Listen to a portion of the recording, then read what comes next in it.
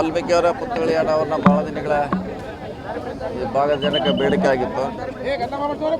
ಇವತ್ತು ಅದನ್ನು ಲೋಕಾರ್ಪಣೆ ಮಾಡ್ತಾ ಇದ್ದೀವಿ. ಅದೊಂದು ಆ ಸಮುದಾಯಕ್ಕೆ ಒಂದು ಹೆಮ್ಮೆಯ ವಿಷಯ. ಭಾಳ ದಿನಗಳ ಬೇಡಿಕೆ ಕೂಡ ಇತ್ತು ಅವ್ರದ್ದು, ಹಾವೇರಿಯಲ್ಲಿ ಒಂದು ಮೂರ್ತಿ ಆಗಬೇಕಂತ. ಸೊ ಅದನ್ನು ಲೋಕಾರ್ಪಣೆ ಮಾಡಲಿಕ್ಕೆ ಸ್ವಾಮೀಜಿಯವರು ಈ ಥರ ನಮ್ಮ ಶಾಸಕರೆಲ್ಲ ಕೂಡಿ ಬಂದಿದ್ದು ಅಷ್ಟೇ. ಇವತ್ತಿನ ಕಾರ್ಯಕ್ರಮದ ಉದ್ದೇಶ ಅಷ್ಟೇ. ಸರ್, ಜಾತಿಗಣಿತ ರಿಪೋರ್ಟ್ ಇನ್ನೂ ಕೂಡ ಮಂಡನೆ ಆಗಿಲ್ಲ ಸರ್ ಸರ್ಕಾರದಲ್ಲಿ. ಯಾವುದೇ ಇನ್ನೂ ಸ್ಟಾರ್ಟ್ ಆಗಿರಲಿಲ್ಲ, ಅದು ಇನ್ನೂ ಅದು ಪೂರ್ಣ ಪ್ರಮಾಣದಲ್ಲಿ ಆಗಿಲ್ಲ, ಮಾಡ್ತಿದ್ದಾರೆ, ವಿಳಂಬ ಆಗಿದೆ.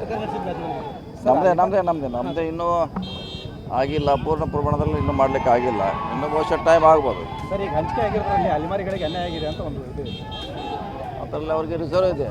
4.5 ಅವ್ರು ಸಪ್ರೇಟಾಗಿ ರಿಸರ್ವ್ ಇದೆ. ಅದರಲ್ಲಿ ಅವ್ರ ರಿಸರ್ವ್ ಇದೆ. 4.5 ಏನು ಇದೆ ಅಲೆಮಾರಿಗಳಿಗೆ. ಅದರಲ್ಲಿ 20% ಮೀಸಲಾತಿ ಅಂದರೆ ಅದರಲ್ಲಿ ರಿಸರ್ವ್ ಇದೆ ಇಂಟರ್ನಲ್. ಸೊ ಹೀಗಾಗಿ ಅವ್ರು ಆತಂಕ ಪಡುವಂಥದ್ದು ಏನು ಅವಶ್ಯಕತೆ ಇಲ್ಲ. ಹಿಂದೆ ಬಿಜೆಪಿ ಸರ್ಕಾರ ಇದ್ದಾಗ ಸುಮಾರು 5 ಜಾತಿಗಳಿಗೆ ಮಾತ್ರ ಮೀಸಲಾತಿ ಕೊಟ್ಟಿದ್ದು ಸರ್. ನೀವು ಅದರಲ್ಲಿ 63 ಜಾತಿಗಳಿಗೆ ಮೀಸಲಾತಿಯನ್ನು ಕೊಟ್ಟಿದ್ದೀರಿ ಸರ್. ಅಲೆಮಾರಿಗಳು ಸೇರಿದಂತೆ ಇದೆ. ವರ್ಗಕ್ಕೆ ಅವ್ರಿಗೆ ಕಡಿಮೆ ಆಗಿದೆ ಇಲ್ಲ, ಅದ್ರ ಬಗ್ಗೆ ನಿಮ್ಮದೊಂದು ನಿಮ್ಮ ಪ್ರಕಾರ ಒಂದು ಯಾವ್ದಾರ ಅದಕ್ಕೊಂದು ಸಮಿತಿ ನೇಮಿಸ್ಬೇಕಾಯ್ತು. ಈಗ ನೀವು ಏನು ಅಂತ ನಮಗೂ ತಿಳಿತಾ ಇಲ್ಲ. 5 ಕೊಟ್ಟಿದ್ರು, ನೀವು 60 ಕೊಟ್ಟರೆ ಅಂದರೆ ಅದು ನ್ಯಾಯ ಸಿಕ್ಕಿದೋ ಇಲ್ಲ ಅಂತ ಅದು ನಮಗೆ ಕನ್ಫ್ಯೂಸ್ ಆಗ್ತದೆ. ನೋಡೋಣ, ಅದ್ರ ಬಗ್ಗೆ ಚಿಂತನೆ ಮಾಡೋಣ, ಚರ್ಚೆ ಮಾಡೋಣ.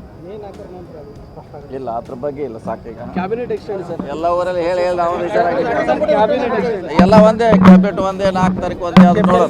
ಸರ್, ಈಗ ಮೊನ್ನೆ ಹೇಳಿಕೆ ಕೊಟ್ಟಿದ್ರು ಸರ್ ಸಿದ್ದರಾಮಯ್ಯನವ್ರ ಬಗ್ಗೆ. ಎಲ್ಲೋ ಒಂದು ಕಡೆ ಸಿದ್ದರಾಮಯ್ಯನವರು ಬಹಳಷ್ಟು ಅಸಹಾಯಕತೆ ಆಗಿದ್ದಾರೆ. ಇಲ್ಲ, ನಾ ಏನು ಕೊಟ್ಟಿಲ್ಲ, ಅದು ಬೇರೆಯವ್ರು ಕೊಟ್ಟಿದ್ದಾರೆ. ಇಲ್ಲ, ಅದ್ರ ಬಗ್ಗೆ ಚರ್ಚೆ ಮಾಡ್ಲಿಕ್ಕೆ ಈಗ ಏನಂತ ಸನ್ನಿವೇಶ ಇಲ್ಲ, ಸಂದರ್ಭ ಕೂಡ ಇಲ್ಲ.